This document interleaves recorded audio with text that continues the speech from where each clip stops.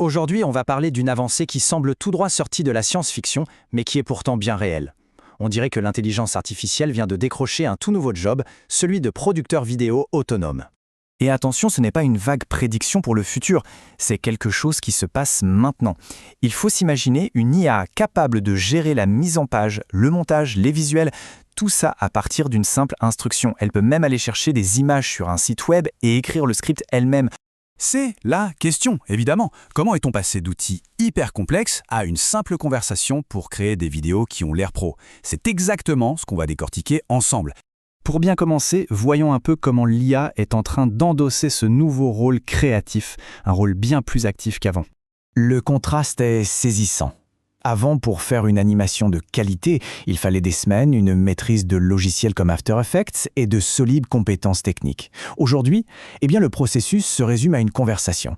Ça change complètement le rôle de l'humain. On passe de celui qui exécute, le technicien, à celui qui dirige, le directeur créatif. Cette comparaison, elle est vraiment essentielle pour comprendre à quel point c'est une révolution. La différence, ce n'est pas juste l'outil, c'est la nature même de notre interaction avec la machine. Et voilà, le point central est là. Le bond en avant, ce n'est pas juste un logiciel qui serait un peu meilleur. C'est une façon fondamentalement nouvelle de travailler avec l'IA. On ne parle plus à un programme, on collabore avec un agent. Bon, passons un peu à la mécanique, pour voir comment tout ça fonctionne. C'est quoi, au juste, un agent IA?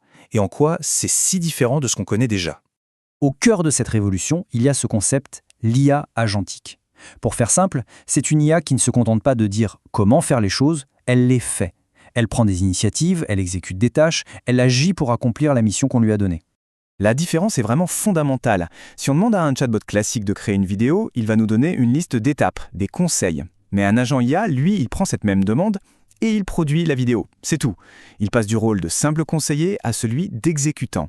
Techniquement, tout ce système repose sur deux piliers. D'un côté, on a Claude Code, une IA développée par Anthropic, qui joue le rôle du cerveau, celui qui comprend. Et de l'autre, on a Raymotion, qui est l'outil spécialisé, la compétence que l'agent utilise pour fabriquer concrètement la vidéo. Et attention, ce n'est pas un phénomène de niche. Ce graphique, il est très parlant. Il montre que l'intérêt pour des plateformes comme Claude Code a littéralement explosé au point de dépasser des outils no-code bien établis. Ça veut dire que plein de gens, même sans bagage technique, se tournent vers ces nouvelles solutions.